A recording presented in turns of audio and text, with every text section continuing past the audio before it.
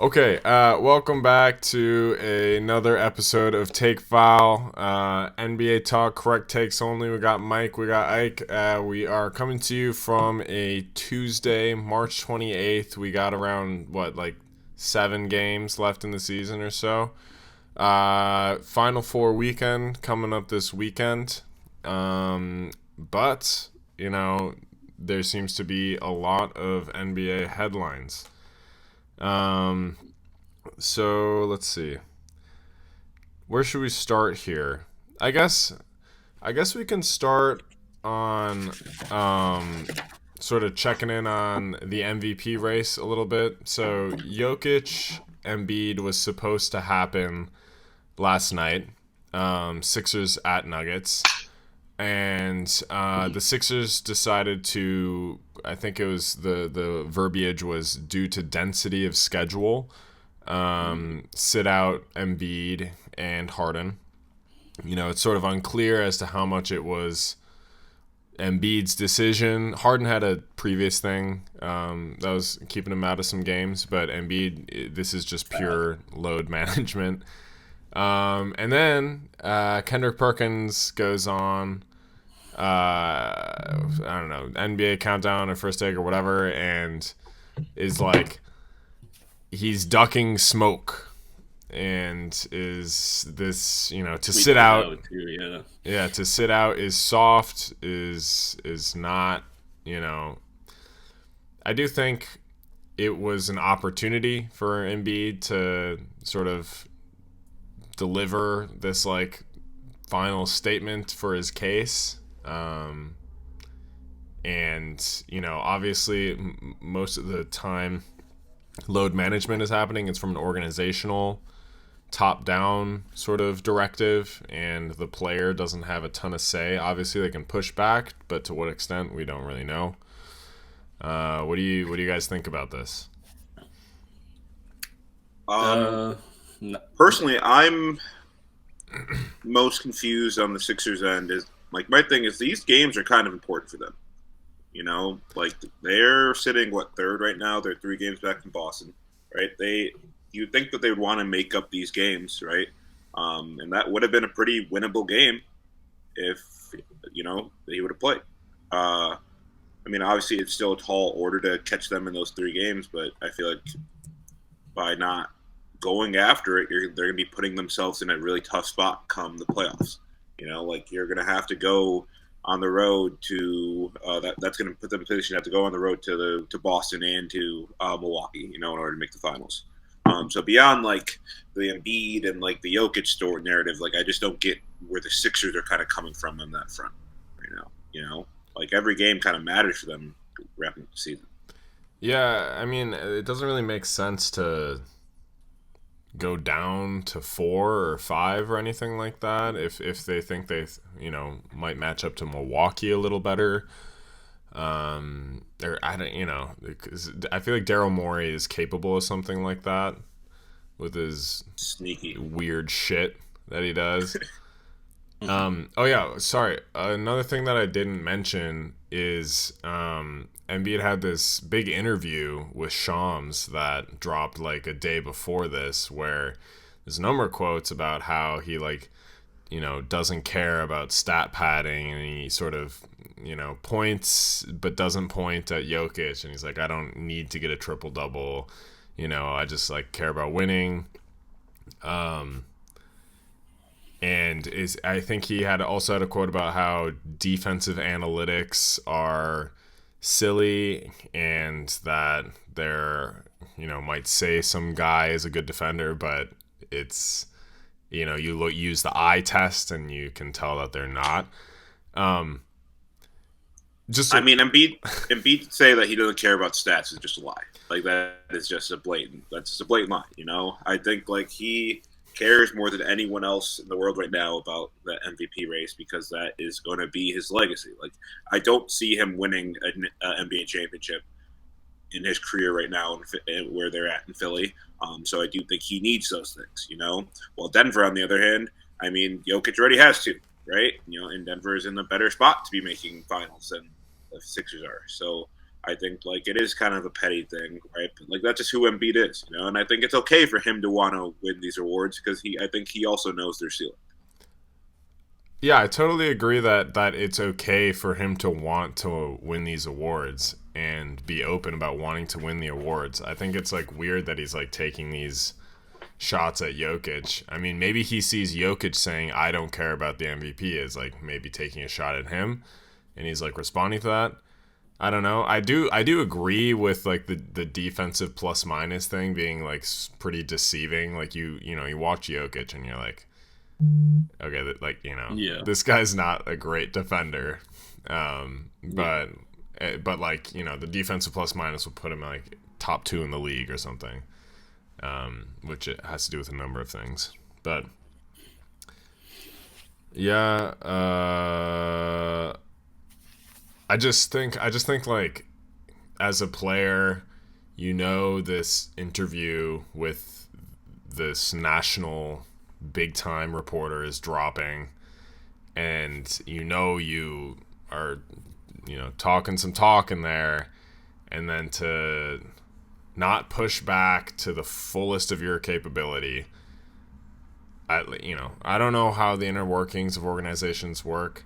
They're obviously probably very hard on him to sit this one out, but I also think I think it was a back half of a back-to-back or something, and he's like, okay, yeah, I'm gonna play against Bismack Biyombo, and I'm not gonna play against Jokic. I don't know. I mean, the team hadn't been playing all that hot in their past 5 anyways either. Like I'm pretty sure they're 1-4, right?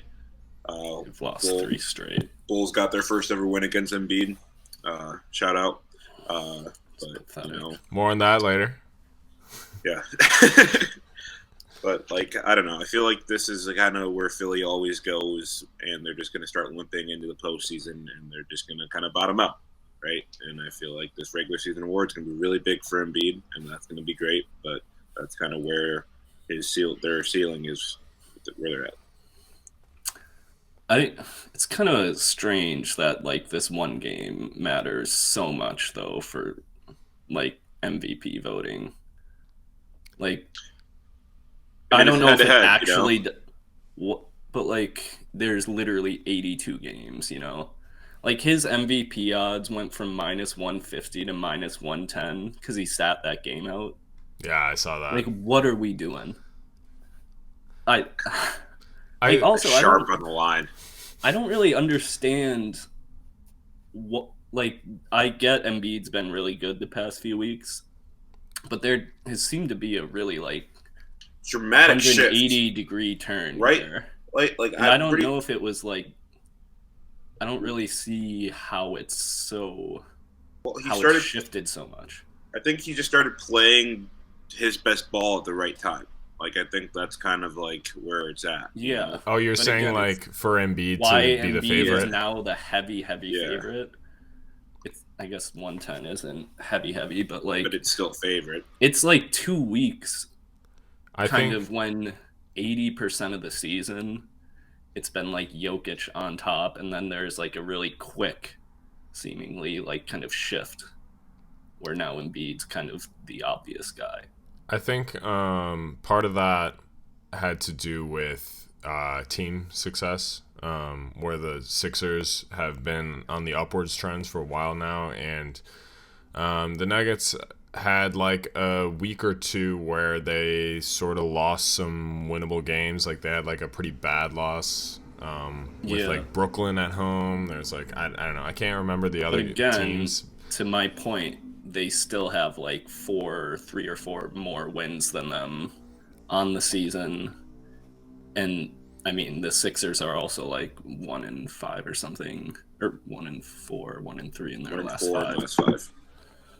And it's I just feel like it was really kind of sudden, and I didn't really totally understand what was going on, because I don't feel like Jokic really dropped off that much, where Embiid played really well. And Embiid just had that scoring stretch. He just had that stretch that where he was just scoring so much. I think that really just it's a points driven league, I also think that I personally think that Vegas actually doesn't really know what's happening in the minds of the voters. Like, Yeah.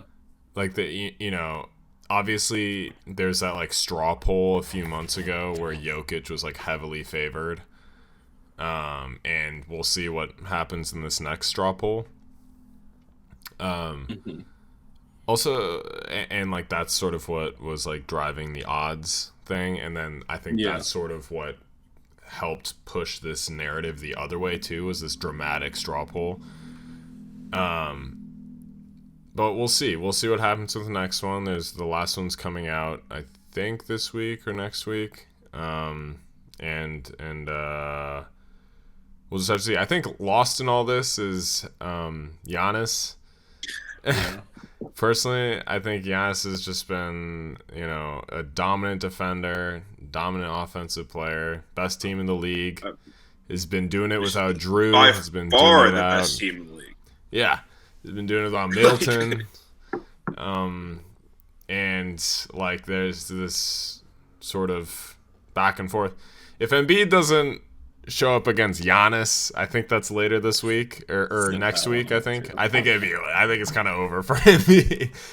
Honestly, I have a take to kind of sit on here. Denver, sneaky not good team on the road. There's 500 on the road. Is that a take or is that just? Well, I'm saying watch out come playoffs, that they could easily get knocked off by these Kings. The Kings, eh? Whoa. Kings. Okay. My Kings. I don't know. Okay, let's move on. So the Blazers announced, or I guess Shams announced, that Damien Lillard is, well, they're like, they might shut him down for the rest of the year. I think that just means they're going to shut down Dame for the rest of the year. They don't really have a reason not to. I thought they announced that they were going to. Oh, okay. I thought the original reporting was that they might, but maybe there's some more reporting coming out that they are. Either way, I mean, I think they should at this point. But I think that like they got to get serious, man.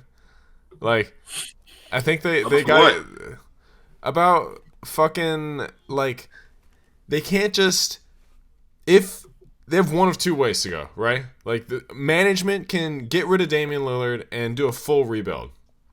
And that's not what Dame wants, but it gives him a good out, Like he's like, "Oh, the fucking front office doesn't want me." Yeah, I don't think anyone would blame him at this point. Yeah, Even. It's like, "Oh, I'm loyal, but the front office is pushing me out." Whatever, that's fine, okay? Or they go all in on Damian Lillard, and what that means is trading away guys that they might want to hold on. So like Anthony Simons, Shaedon Sharp, like these are good young assets, and they're sort of the only assets they have outside of Damian Lillard, and like they should get some fucking win now dudes to put around Dame if they're actually serious about this thing, or they're just gonna fucking continue to be mid. Actually, not even mid. Bad. They're not even mid. Yeah, they're bad. They're actually just bad.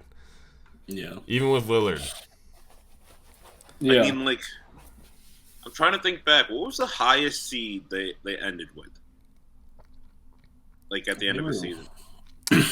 Like I don't 3? know, but yeah, I think they were probably top 2 or 3 I'm going back, man. I don't think they ever when they made it to the top conference 4 finals.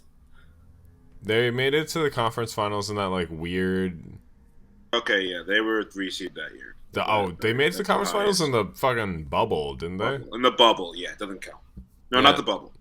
No, I thought they did. it that wasn't was, because it was the one where Dame hit the sick. Yeah. 3-point buzzer beater against. Over Paul George. Choir. Yeah. Sorry. That was a little bit derailing, but yeah, I mean, like, they're bad. And like, I don't like.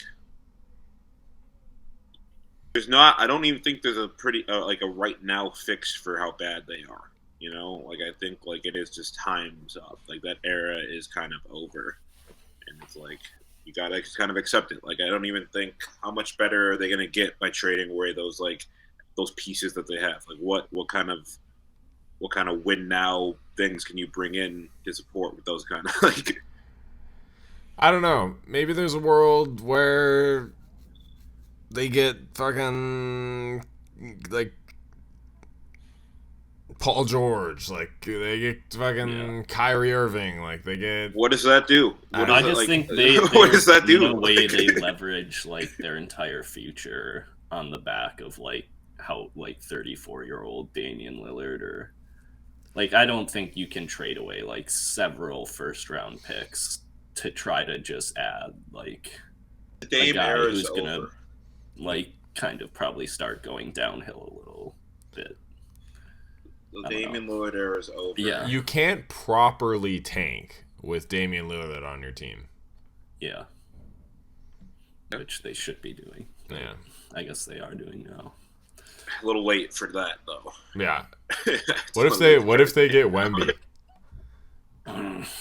Sneak into the first pick. Yeah. I mean, it's a lottery, right? Like, what if they lose the rest of their games and they're like in good position for fucking the Wemby sweepstakes? They'd still need even losing the rest of the game. They'd have like they'd still be in about the same spot that they're in now. Maybe like if they lost every other one of their games, it'd be fifth. Yeah. All right. Yeah, there's fifth. Yeah. Pending. Okay. Yeah, it's sad. It's sad when we see errors like this with like players that wanted to stay in the same city come to an end. I just think that we all have to come to. Yeah, he also came out recently and was like, "Yeah, I kind of like hate this whole basketball thing and culture that's going on right now." He just wants to work on his rap game. Like, yeah, I think he just wants to like. Yeah. I'd like to see a 180 out of Damian Lillard. I'd like to see him be like of just like leaving. Yeah, I'd like to be like, he's dug himself so far in his heels so far into this, like, yeah. I don't care about ring culture, like I want to win here, whatever. I'd like to see him this offseason just be like, put me on the Lakers. I don't even think like the Blazers would hesitate either. Like, I think they'd just be like, yeah, that makes sense. Like, I don't think they're opposed to necessarily trading him. I think it is on him. Yeah. I guess so. Yeah, they're really just keeping him around out of respect for. It's like the Bradley Beal situation, just kind of times a million. Oh, okay. Should we sort of launch into a little Bradley Beal tangent? All right, go ahead. Okay. So Bradley Beal is being investigated, I guess. Oh yeah. For like flicking a fan's hat off or something. What? Yeah. It's like it's totally like 1,300. Oh yeah, because the guy lost his like parlay or something. Yeah. That's fair. That's fair. $13. I got what? Allegedly. What did he need? If you're sitting close enough to the court where he can hear you, the 1,300 is, probably doesn't mean a lot. Move on. Get your hat smacked. You made me lose $1,300, you fuck. Beal, according to the report, turned around and walked toward a friend of the man who made the comment and swatted his right hand towards him, knocking the man's hat off and contacting the left side of his head. So this man is just chasing any bag, huh? Fucking coward. Yeah, so the complaint states that probable cause exists to charge Beal with simple battery, and that charges will be filed with the state attorney's office. No charges had been filed as of Tuesday morning. This happened in Orlando? Yes. At the this dude is at a Magic game betting against just the Wizards lost that game, right? I don't know. Maybe it was like a prop bet with Beal. It's probably just a player prop thing where part of a huge prop bet Beal. Yeah, this is pretty funny. It's like sort of like the have you guys seen anything about the Gwyneth Paltrow Yeah, dude, I was reading that. They called her. I actually have only seen clips of it, but I was like, it seems like the guy just like ran into her from behind and was like, Yeah. I have been permanently debilitated. There's like This that little man. There's the lawyers just like roasting her. Yeah. Where she's like talking about how she's constantly trying to be so small, and the lawyer's like, well, you're not that small. It's just like, You heard him talk about the guy? Yeah, he's like, I Like, can't yeah. taste wine again or some shit. Well, yeah, the lawyer's, she was like, yeah, this like big man just crashed into me. The lawyer's like, you're a liar. He's so tiny. He's one of the littlest men you've ever seen. It's insane. Whoa. Oh, yeah, she's like, you're lying on the stand. Look how small and cute he is. Minuscule. Yeah. Look at this ping pong ball of a man.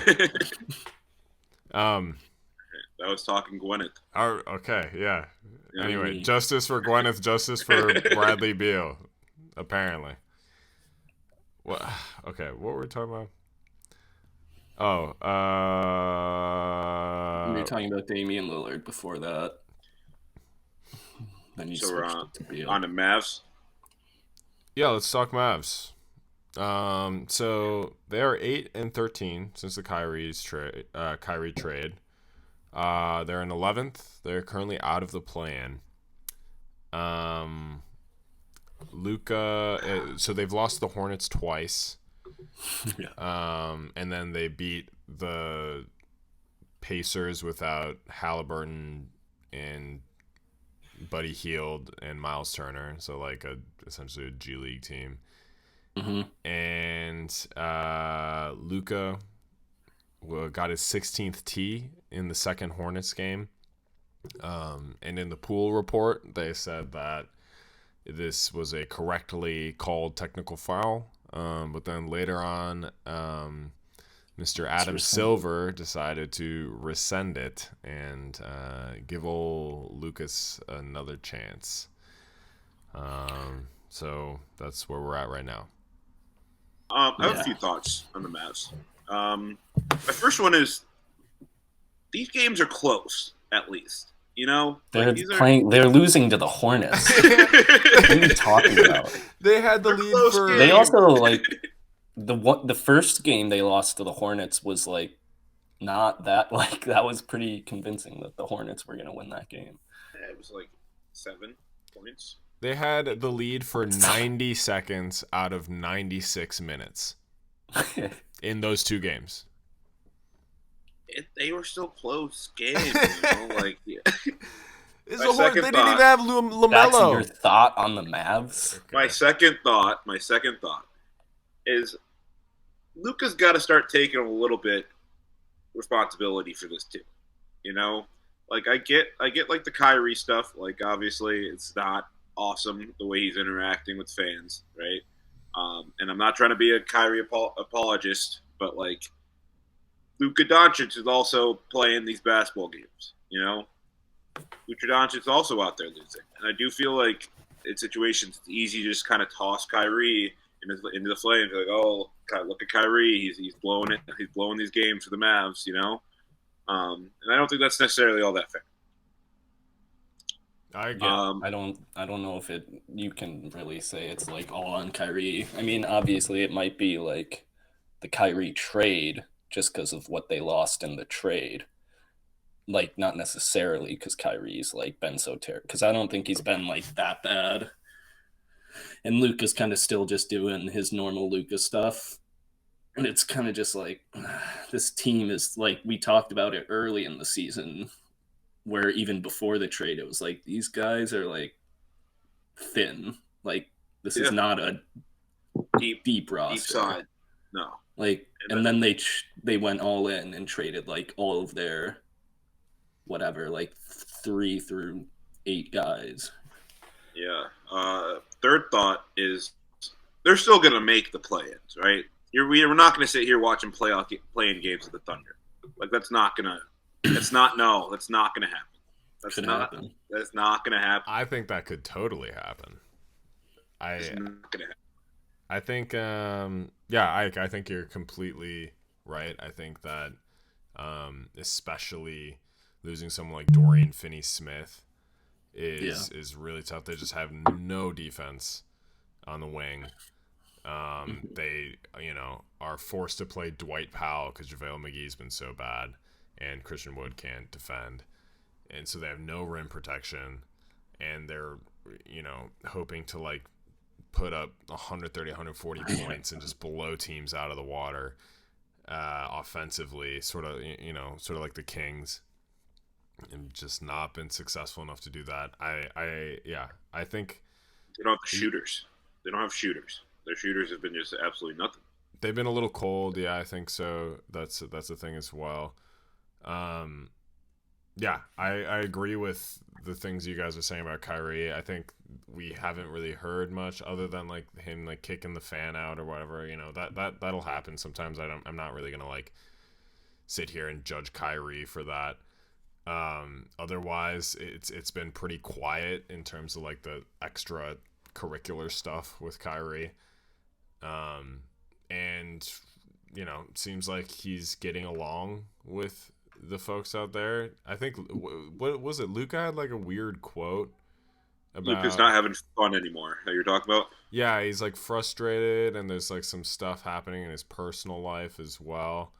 I think all of this sort of begs the more existential question about the team of like what obviously there's talks of him leaving after his contract's over, even before or whatever, but what sort of play style fits around Luka, because like they did it last year with all the shooters, and like wings, like super wing heavy team, and they and they had the secondary ball handler Brunson, which losing him was tough, but granted they made it to the conference finals, but I don't think anyone really thought they were going to win the title, and then But like, yeah, that kind of makes like then I feel like they probably had the right formula before. Like maybe not like all the right pieces, but the right formula was there. Yeah, I think it's kind of easy to say like just get wings who can shoot and play defense and are like active, but I feel like that is kind of the best thing for him. Like I don't think he's like Christian Wood's fine, but like a scoring center who like needs a lot of the ball, or I don't know. I feel like he just kind of wants the ball all the time, and then like the second ball handler with him, like it seems like that really seems to help, but I don't know. They got it wrong. Big winner, Jalen Brunson, though. Yeah, I mean, absolutely. Huge winner, Jalen. That, like, think about if they could have just kept him, though. I generally don't think that they would be trading for Kyrie if they still had Jalen Brunson. And part of why they traded for Kyrie is because Jalen Brunson's been so good. I mean, that might be a stretch, but, like, yeah, they're like, oh, Jesus. Jalen Brunson, he probably wouldn't have been like too much better because like playing next to Luka, I don't think would have. I think that limits his ceiling. Like the Nets or the Knicks, he has It's like who knows what's happening with Jalen Brunson if he stays on the Mavs. Like it's very possible they could have just been like, this isn't good enough. Like we're just trying the same thing over and over, and they very well could have just traded him. Yeah. I mean, I think that they could probably use like a defensive-minded big. An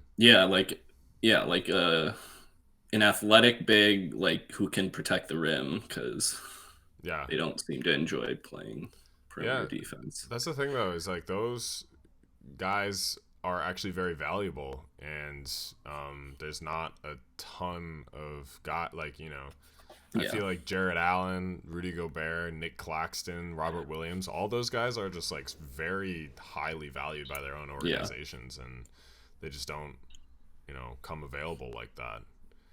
Yeah, Bill Simmons and Russillo were saying like the Nets would be the perfect team for Luka. Like I did hear that. Yeah, dude. Like Yeah, I mean, honestly. Just get the 40 draft picks ready, Brooklyn. He's next. We'll see. We'll see. Did you hear about? One last thing about the Mavs thing. So Kyrie was getting booed in Dallas. Well, their team was getting booed. It wasn't him. Yeah, that's fair. But Like that's not something that was happening beforehand. I don't know if that's true. When's the last time you went to the TC and you booed the Wolves? It's happened several times this year. Booing the Wolves? Earlier this year, yeah. Yeah, when they were like losing to the Spurs there was a big shit. dialogue between the players, like D'Lo, and being like, it was there is a strange, because Kyrie made those comments about the fans booing, just being like, yeah, we want to win. It's like, right. If you play like complete dog shit and lose to the Hornets, it's like you might get booed off the court. Fair enough. All right. I think this is a good time for my Pat Bev and the Bulls segment. Yeah. Right. So, the Bulls currently sit at 10th. Okay. Last slot in the play-in. But, okay. 10-6 in the their last since the Patrick Beverley acquisition. Yeah. They were 26-33 before Pat Bev.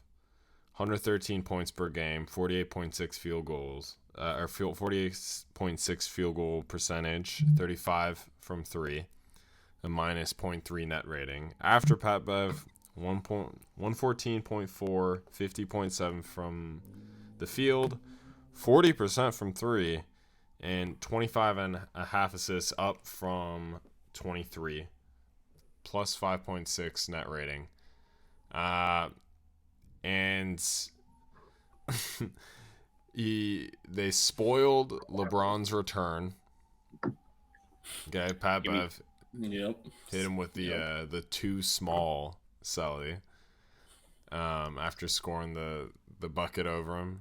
I think Pat Bev also was talking about how he's got the Lakers circled on his calendar. Yeah, they use him like a fork when he's a spoon. Yeah. Pat the Spoon Beverly. Pat the Spoon Beverly. He also was doing some he like posted that Charmin ad. Yeah, I didn't know if that was a real ad. I think I think it was. I think it was a real ad. I just remember him always talking about Charmin Soft. So maybe they just ended up sponsoring him, but I don't. Was that about the Lakers or like It had to be. It was definitely about the Lakers. 1,000% about the Lakers. I have a couple thoughts. So it's definitely better. When Pat Bev came to the Bulls, it was like the worst stretch of basketball that they had played. I think they lost like either 9 or they lost 9 of 10 or whatever leading up until getting him.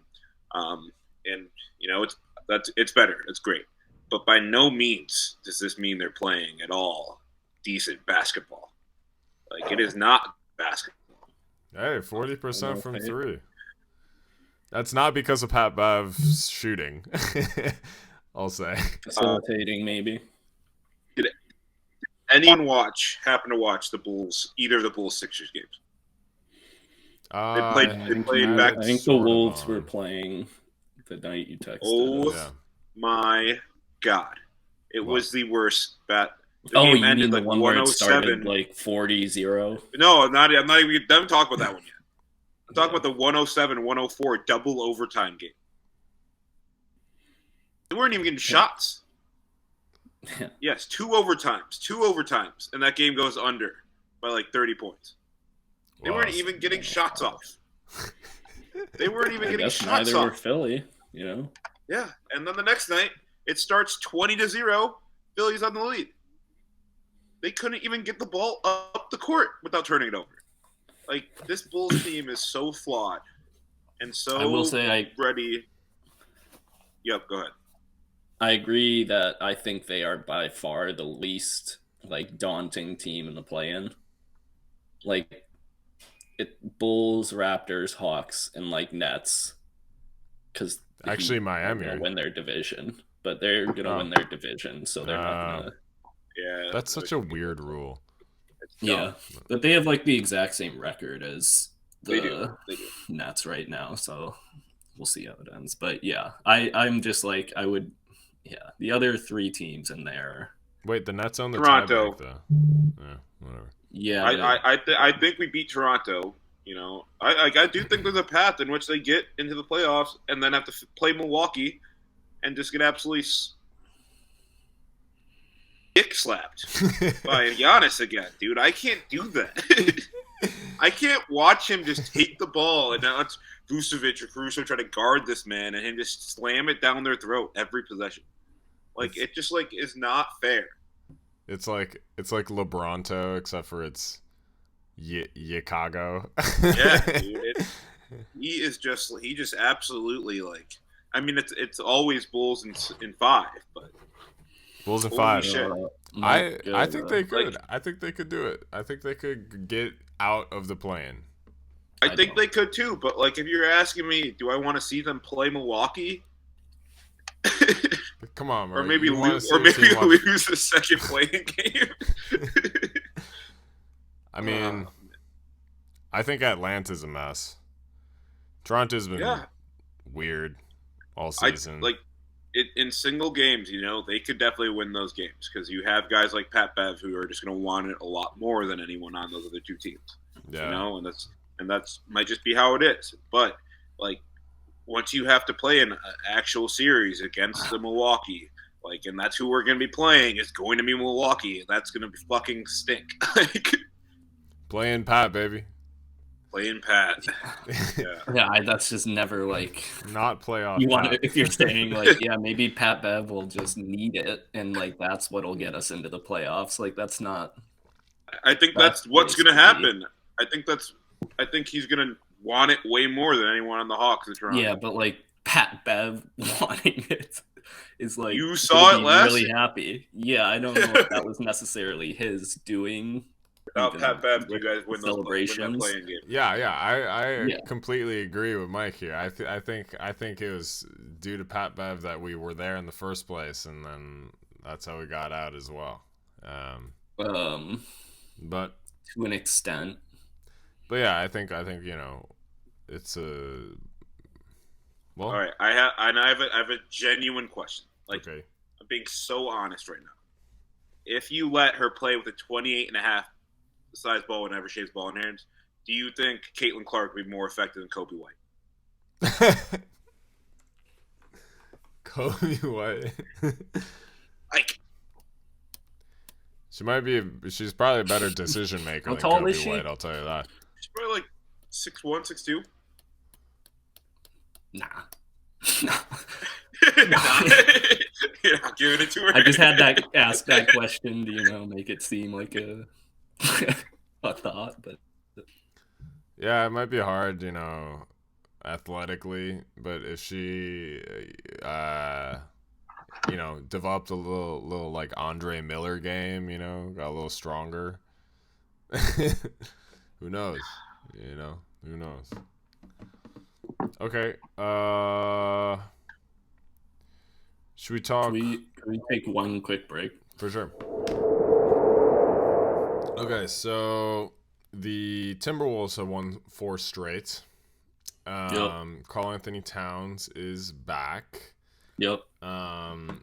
We beat the Kings, the 3rd-seeded Kings last night, who were on the verge of clinching their first playoff berth since 1946. And that was stopped. It's been a rough 8 years. It's tough. But, since the Second World War, yeah, or something. Yeah. Carl, I think. So I have a few thoughts. I think first and foremost, this hasn't been a super gritty team this season. I think, and that's been really frustrating to watch. And some of those wins I thought were super gritty, cool wins. Like, I was lucky enough to be in New York for the win in New York, where there was Anthony Edwards was gone, still no Karl Anthony Towns. That was like just Torian Prince game. Yeah, there's just some guy. Obviously that guy dropped Torian 8 of Prince. 8. But there are a number of guys that stepped up. Like Mike Conley played out of his mind. Mike Conley's really good. Yeah, and they found a way to just sort of grind it out. Cat's looked good since he's come back. I think there is sort of a little bit of rust there offensively, but I think I saw someone say this on Twitter, that Finch early in the year was sort of just forcing the Gobert Towns combination, just for sort of the sake of it, to like throw them out there and let them figure it out, even when it was just not going well. And what they've noticed in the past few games where they've played together is the coaching seems much more geared towards, coming out on top and like getting the best 5 guys out there to win the game. Yeah, I think they've kind of turned into like a really good defensive team. Like their starting 5 minus maybe Cat is like capable of being like an elite defensive team if like Anthony Edwards is tuned in, and like Jaden's obviously unreal. But yeah, I don't know. I think Rudy has also like stepped up offensively a ton. I think like he still does like the weird kind of uncoordinated stuff sometimes, but I feel like it's a bit more rare now. Like he seems to have, I don't know, he at least either him or his teammates have kind of figured out like how to pass to each other, or how to pass to him. I think Kyle Anderson and Mike Conley specifically are like really good at it. So I think playing with Kyle Anderson for a while really helped him. But I have a question for you guys. So what do we deem as a success or like as a failure of a season at this point, like moving forward? Like where do we see, like, if you get to this point, hey, that's a great season, where do we end up and we're like, oh, like we left a lot on the table here? For the Wolves specifically, would you say? Yeah, Wolves. I think it's very realistic that they could sneak in to the 6th seed, play the Kings, and win that series. And I think if you win a playoff series, I would not say the season was a failure. Like, I would say that would be a great, like unbelievable success. Yes. and then a failure would be to like not make it into the like losing the play. So fall into the playoffs or fall in the play-ins and then lose. Yeah, like I think that'd be a horrible disappointment. I think. I mean, I also think we play really well against the Kings. This isn't just like a recency thing because we beat them earlier in the season too. Yeah, I think it was like 3-1 on the season. Yeah. I don't hate that matchup at all. On the season so far, you guys are, you're 3-1. Mm-hmm.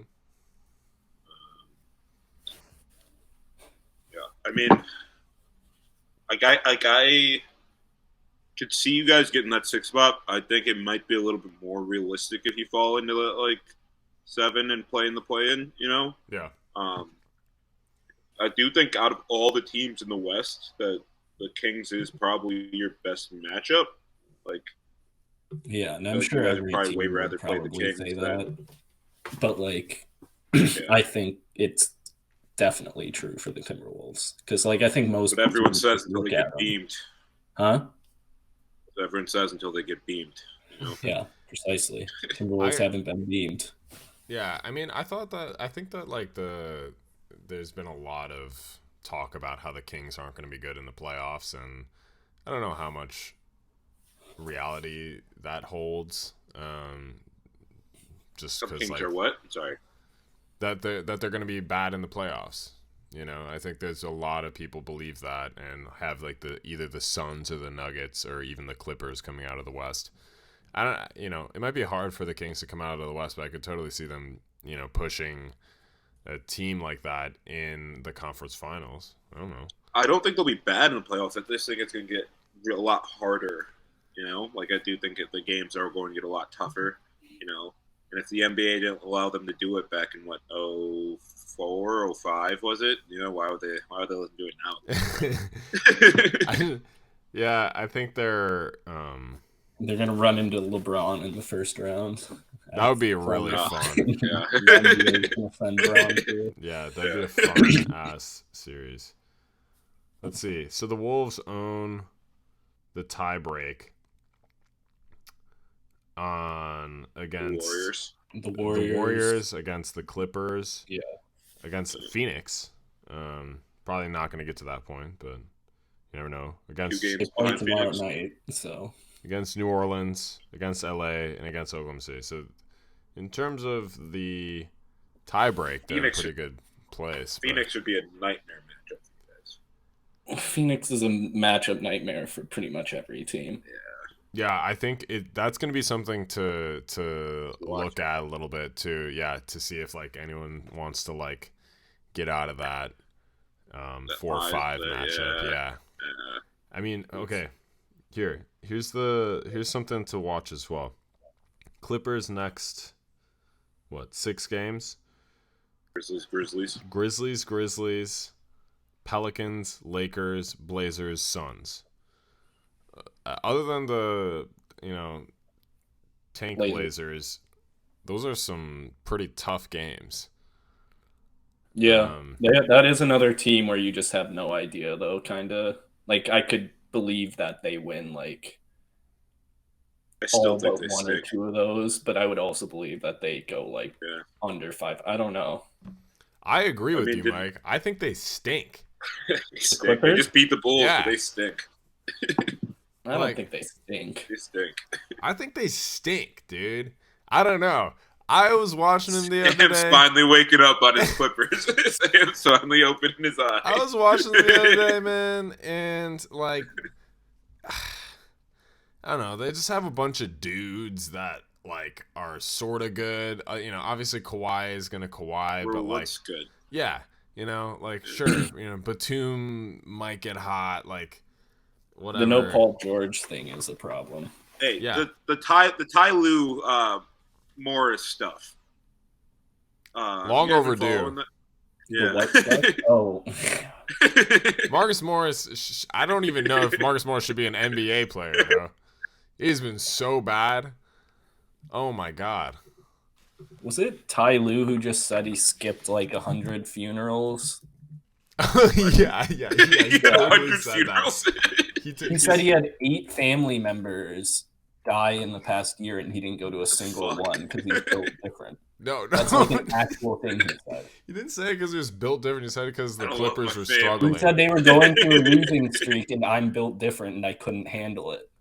He used the phrase "I'm built different" in his explanation. He couldn't handle it, so he's built different in a poor way, in which he could not handle.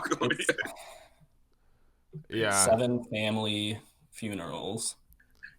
He gets a call from his mom. Yeah, your uncle just died. Damn, Mom, we just took a tough loss to the Lakers. They're gonna have to hit you back. Oh yeah, Kawhi wants to sit out next game. I can't go. Like, I don't know. Maybe when they get Paul George back, they get Norm Powell back, I can like start to see something there. But like, I don't know, man. I think they stink.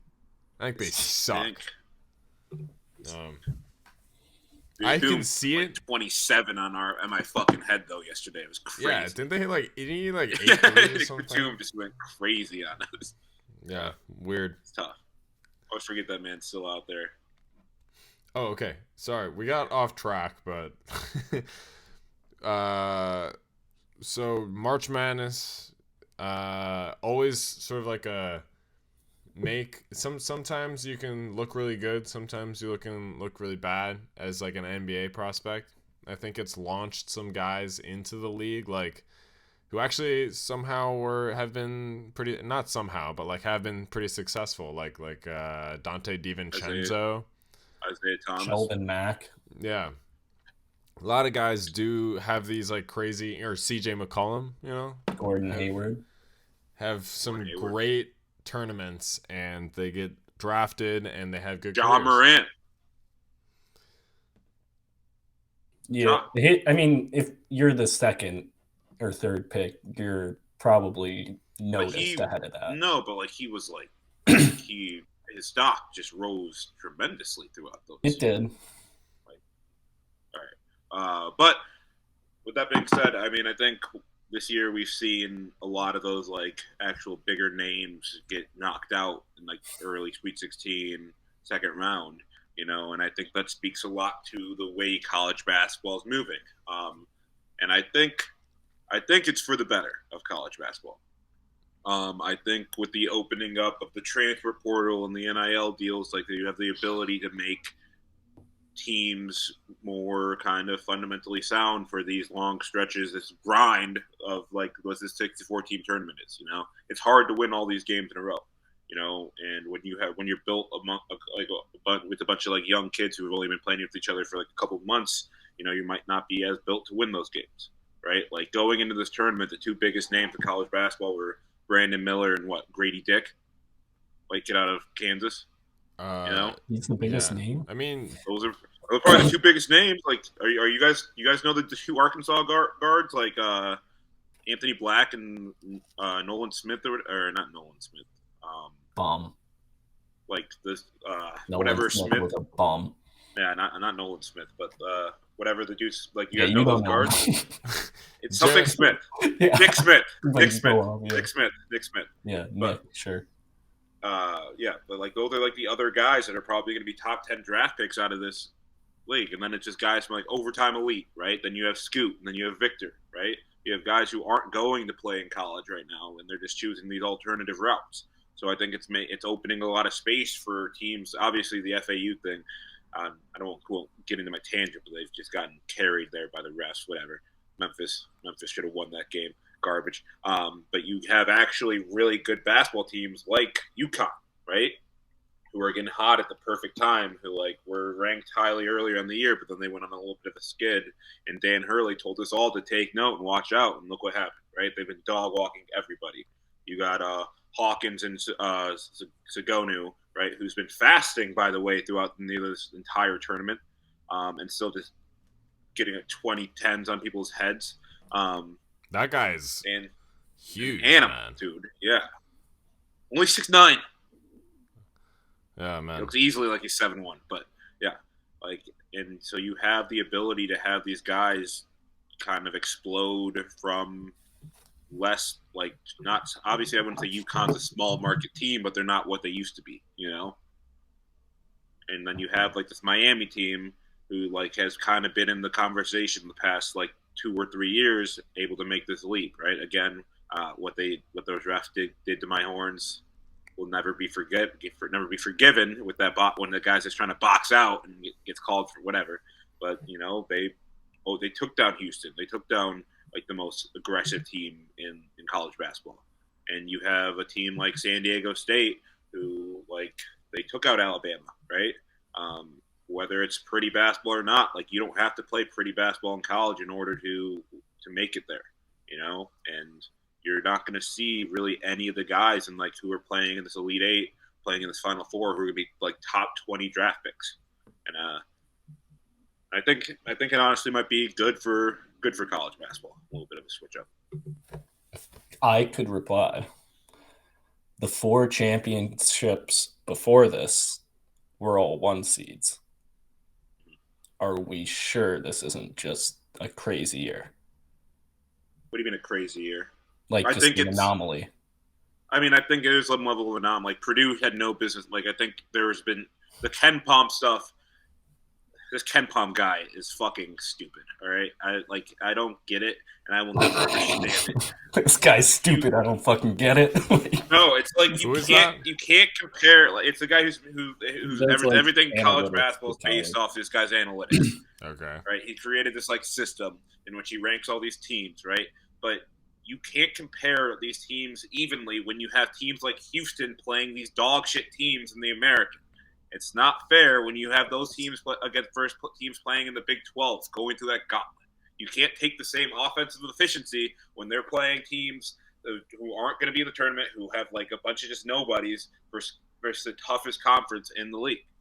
So I think that's where the Ken Palm ratings got a little bit thrown out of whack, and you had a team who should have been a 1 seed in Texas get put into a 2 seed behind Purdue. And I think it's garbage.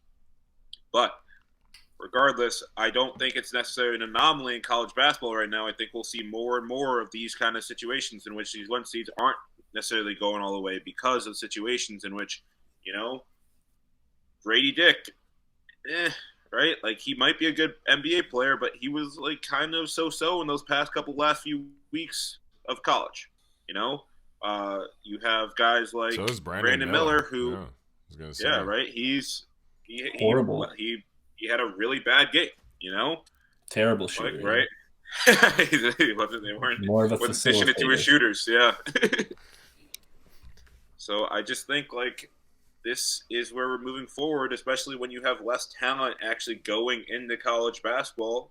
It's going to be a lot more of a team-driven kind of game. What Yeah. if Just quickly, the top prospects, it's like either you go to college and make what you can off the NIL, or you can walk into some more guaranteed money with like the G League or overtime elite. So the top talents, there's like, some or overseas even, and a lot of different options now that didn't really exist before. Are you gonna say, Ike? I don't know. I can't remember. Oh, sorry. Something about. Yeah, I don't know. I don't know if I completely buy it, because I think there's also an aspect where the transfer portal might make it could make it more top heavy. I don't think that's how it's going to end up working, though, because like with the transfer portal, like those guys who aren't, those like big name recruits who aren't getting minutes in those top. Well, yeah, the power guys who are on, are like, gonna they go might to- get a little less deep, but I mean, you saw like the entire St. Peter's team just like left. They left, and all of them went. None of them made the tournament. Well, yeah, it was also St. Peter's, so like Right. that's a rough example. I know, I right? don't know if like I don't know if NIL is going to help smaller schools. I don't know. I don't think NIL necessarily would, but I think the transfer portal really will. I think the transfer portal opens up, like, you can get content. Like, if you are not happy in your like at your Power 5 conference team, a mid-major can hit you up. You're like, hey, we have a starting spot for you. We're going to be a team where you can like make a difference, and you can help lead us into March, where you can make your name out there. And, I think but that's then going to open the up for a team lot who more guys. lost their bench guy takes the best player from that mid-major team. Yeah, but the best player on that mid-major team isn't going to be like isn't necessarily going to be like the same thing as the guys that they had before, right? Like, I don't know. think I that's just where it feel kinda like this is kind of another situation where it's like kind of capitalistic, where I think the teams who have the biggest NIL and the most like lure in the transfer portal are probably still gonna. But if you're not a name, you're not going to get money in the NIL. Yeah, it's not. If you're a guy who's getting like 10 minutes a game, like having 5 and 4 at a big school, it's gonna be really, and you feel like you can do better. Those mid majors are going to come knocking, and you're probably going to listen, And those guys who are doing really well, those mid majors, might declare, right? Or if they go to a big school, like it's not. I don't think it's going to balance out like the same kind of structure it has been now. I think it opens the door for like UConn, right? For teams like UConn who built off this, right? For teams like but UConn's not like a Miami. big school, like that's But a powerhouse in basketball. Have they been? Oh, like once They've won since two national championships in 15 years. Yeah, didn't they won win sort one of recently? They won one. They won one with Kemba. And then they won the 9 seed one. Yeah. All right, but still, they hadn't made the tournament in a hot second. The whole Big East is back because of the transfer portal. The entirety of the Big East is considered basketball relevant again. Well, yeah, they're big programs. But they hadn't been for so long. You can be a big program and not be a great team. Right, but they're not in that Power 5 conference kind of conversation, right? The basketball is starting to get run by the ACC, the SEC, not the Big Ten. The Big Ten always fucking sucks. The Big 12, the Big Ten Pac-12, is hard, right? baby. Big Ten is not hard. Big Ten is not hard. But their best players just cheat all the time. But now I feel like it opens up, right? I think the Big 12, the Big East is relevant again. I just think it brings back a lot of relevancy to programs that have not been relevant for a long time. Ooh. Watch what happens with St. John's and Rick Pitino this year. Yeah, but that's anywhere Rick Pitino goes. I mean, Iona was a 15 seed. Iona. They won their conference. Yeah, it's Iona. They had to win their conference. Yeah, they were getting him beforehand. Yeah, great. All right. Any guys you want to highlight in the tournament that you think have maybe boosted their stock? And then we can wrap it up. To be honest, I don't think there's any guys who are gonna be jumping because of the way this tournament. Maybe the dudes from UConn if they decide to declare it. Sabonu and Hawkins, probably those two. The Smith and Black from Arkansas. When they beat Kansas, they played really good games. Brandon Miller, I think, probably solidified that he's gonna be the number 3 pick. Grady Dick probably hurt his stock a little bit, when he's been playing. A number of people have Brandon Miller at number 2, actually. Over Scoop? Oh. Yeah.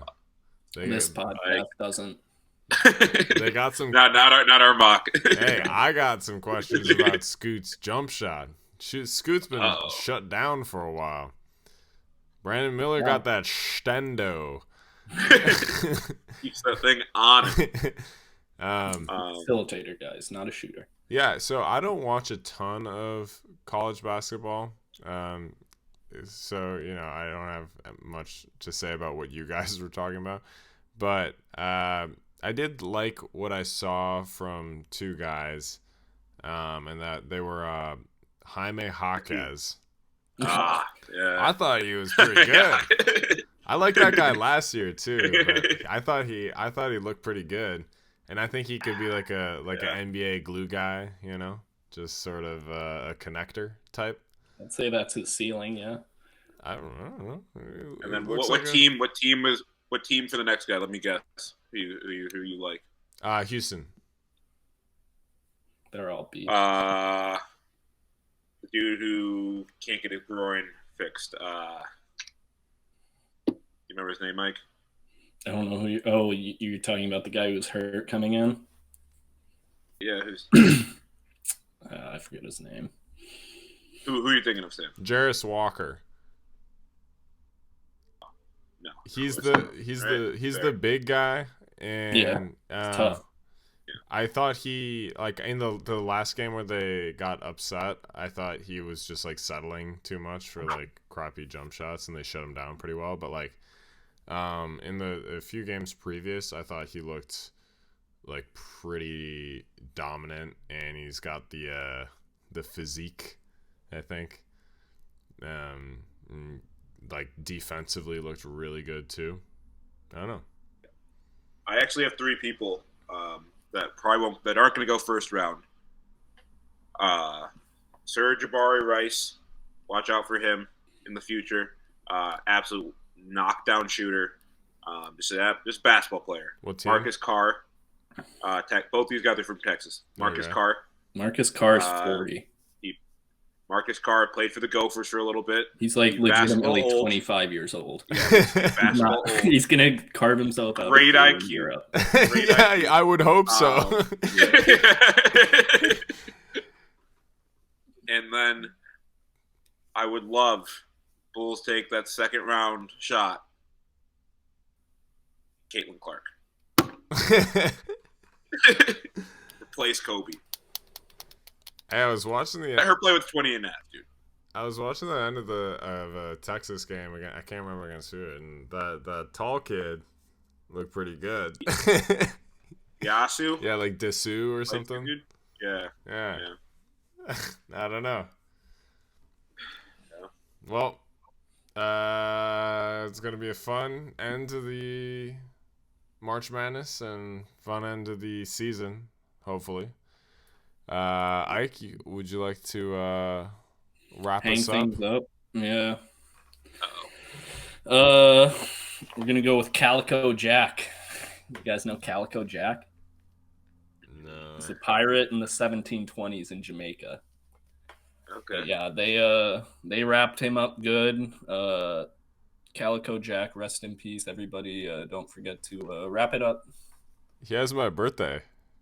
You and Calico Jack share December a birthday? 26th, but 1682. Calico Jack. Should start telling people that. Okay. All right. All right.